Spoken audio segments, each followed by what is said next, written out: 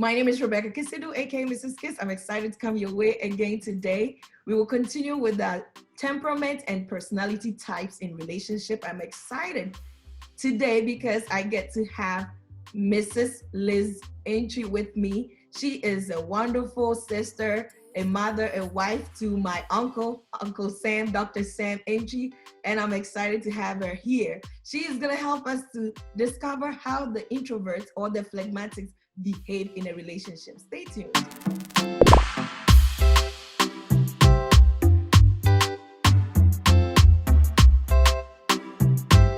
Yeah, oh my gosh, you're looking so good. Look good too. Oh, well, thank you for making it. Yeah, I It's- can thank you now.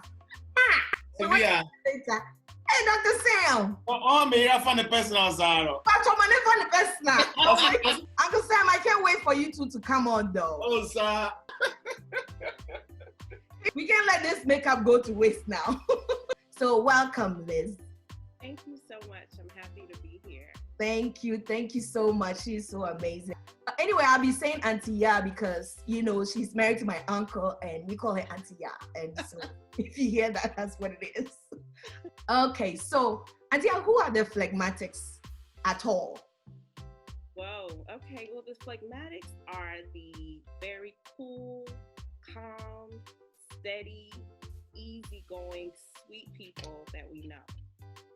They're not really enthusiastic. They're not really loud. They're really just the calm people. When everyone's excited, the phlegmatic is really calm and they're really introverts. They're not excited people like me. No. Not like you.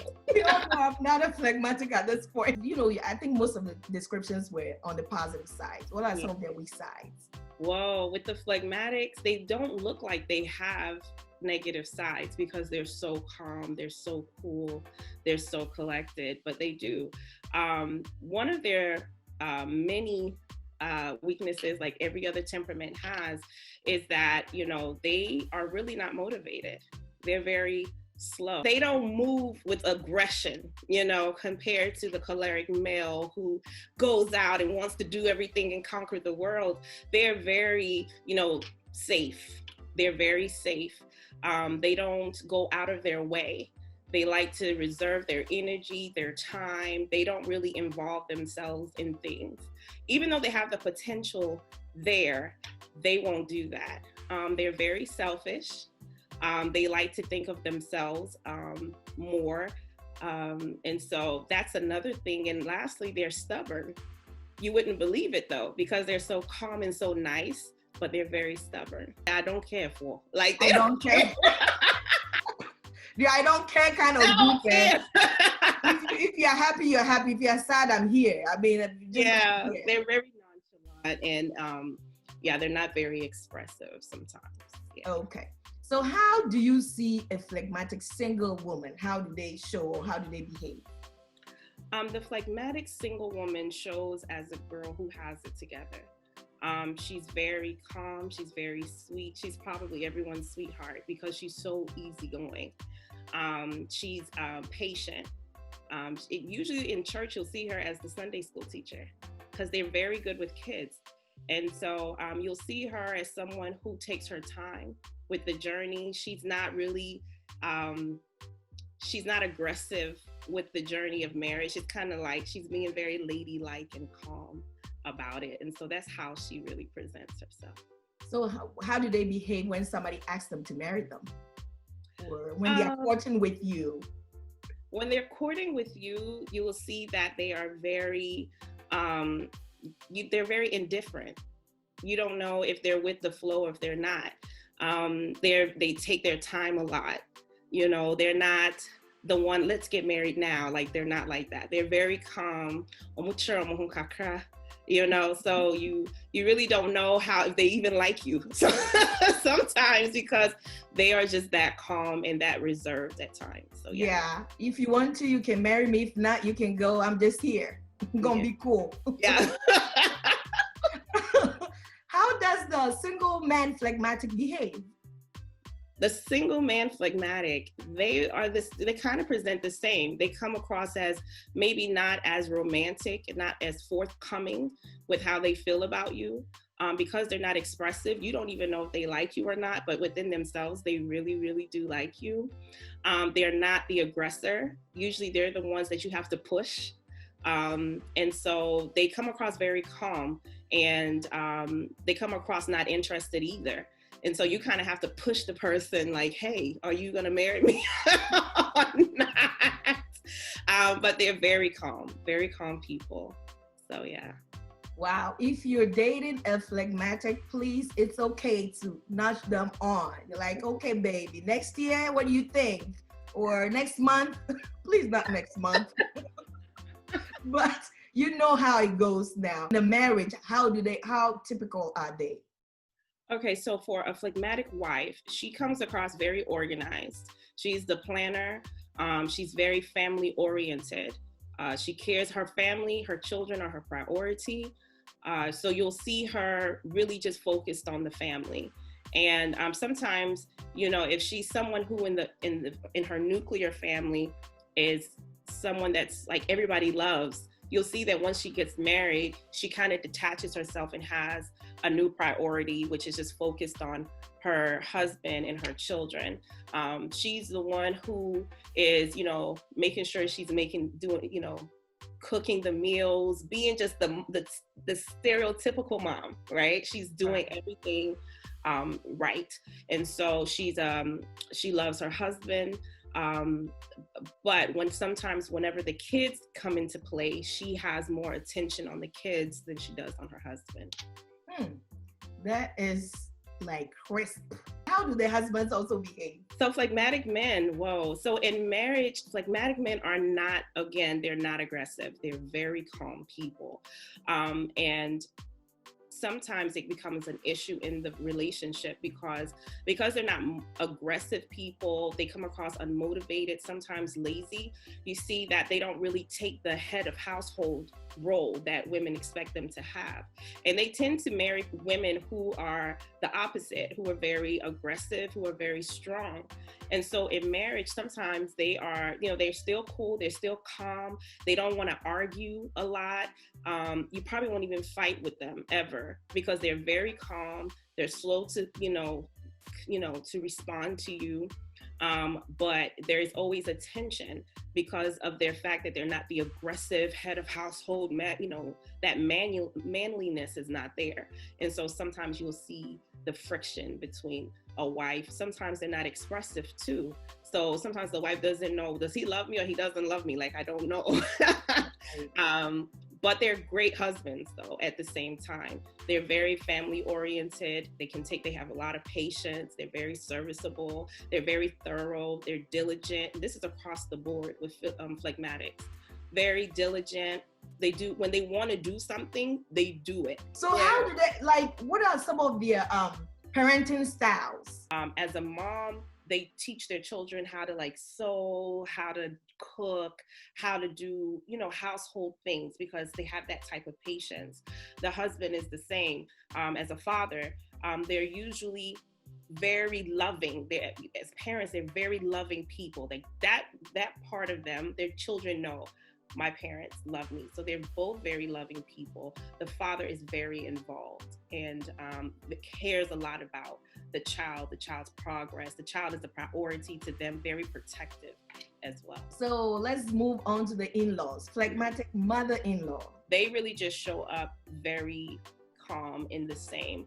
And sometimes as a phlegmatic mom, you'll see, or a mother-in-law, you'll see she's very indifferent. You probably don't know if she likes you, she doesn't like you. You might take her calmness as she doesn't like you, but she's just really inward and doesn't really try to push herself into issues. She's good with the grandchildren, but you won't get an expressive person who is like, oh, you're this or you're that, or trying to impose. You kind of see she's an observer and doesn't really try to get in the mix. Father-in-laws are very calm. they're very indifferent, very observant. They're not very outspoken people. It's not their business. So they're not really interested or involved in that.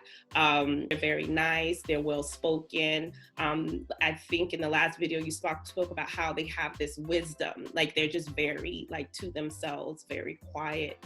So that's how they your ideal parents-in-law to have. I can't even say you know what? It depends on the type of person that you are. If you're someone who doesn't really want an involved parent-in-law, they're fine. They're actually the perfect ones because they really don't care. They don't really care about their kids and what's going on with them. They're very to themselves.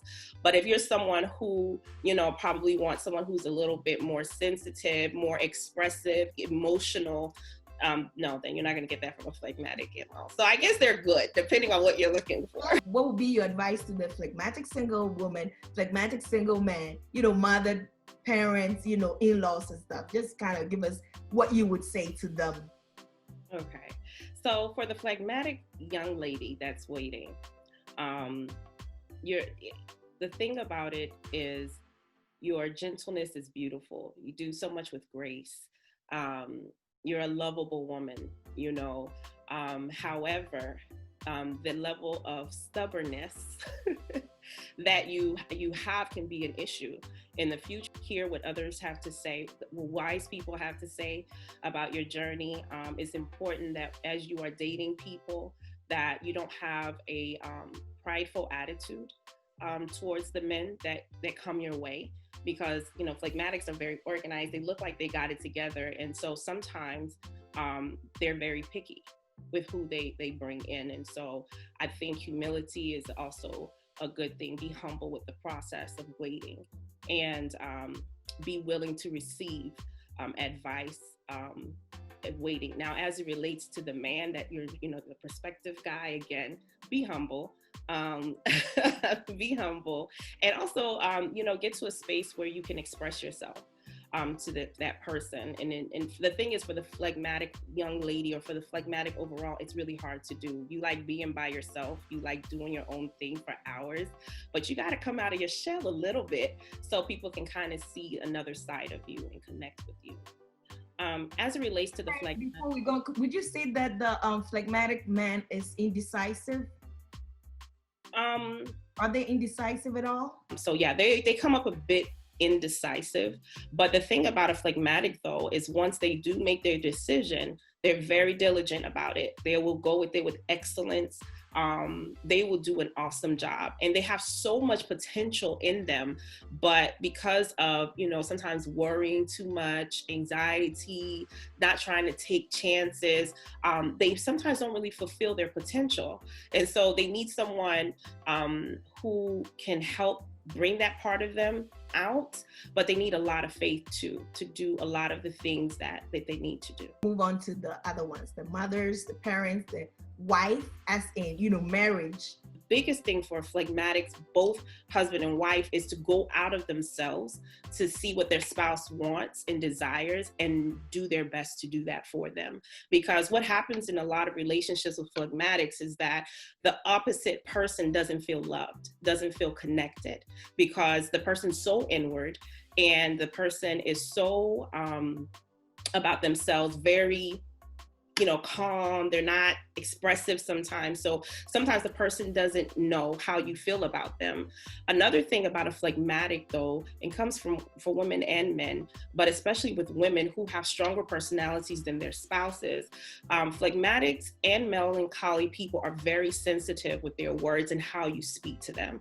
So if you are a woman who has a phlegmatic husband, you have to be careful with how you speak to your husband, because what happens is if they come out and they say something and you kind of just say whatever you want, you will see that they're become more inward. They're not going to say anything at all. You won't see them say anything again, because they will not give you that opportunity to speak to them in that way or belittle them in that way, because they are sensitive people. What are some of the weaknesses of the parents, and what would you say to them? Oh, I think sheltering the children sometimes is too much.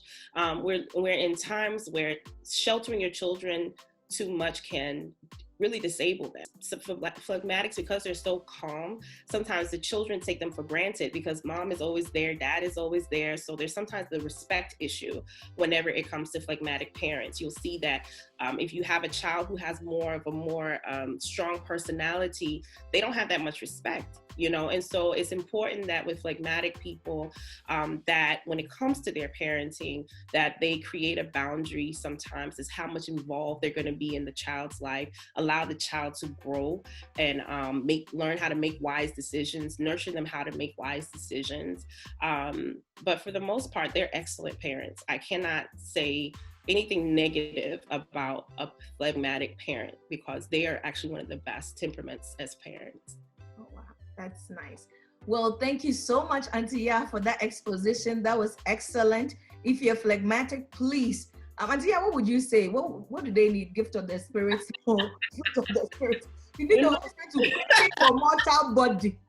The Holy Spirit to quicken your mortal body so that you can add some speed. Yes. Say, be receptive to advice and faith so that you can push on and do all things through Christ who strengthens you. Thank you so much. Thank you so much for this wonderful. I can say is God bless you. I'm praying that everything that you learn from this channel, though we laugh and we smile about it, that you are taking everything that is being said by this wonderful woman of God and using it in your life, because I'm telling you, it is going to be a blessing to you. And if you haven't already, subscribe. All right. And turn on your notifications so you can see her next. That subscribe button and give us a like, give us a comment, please. Let us know how we're doing, and then we'll see you again next time. Thank you so much. Auntie Ya, God bless you so much. Thank you for watching, Mommy. Subscribe.